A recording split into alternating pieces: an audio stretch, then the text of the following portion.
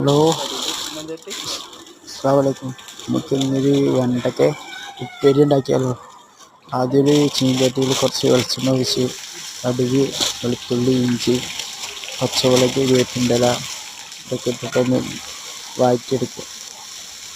അതിൻ്റെ പച്ചമണം വരുന്ന വരെ നല്ല വഴറ്റിയെടുത്തതിൻ്റെ ശേഷം നന്നായിട്ട്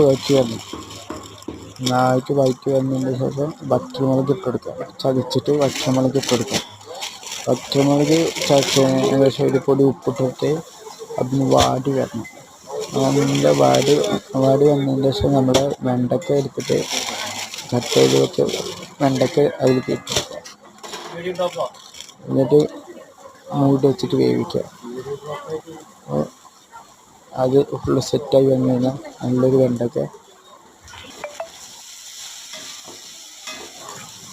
എല്ലാവരും നമ്മളെ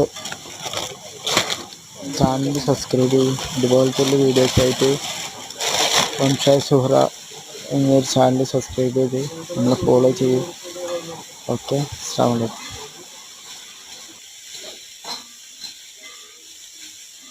ഇത് വേറെ എന്തെങ്കിലും ചേർക്കോ?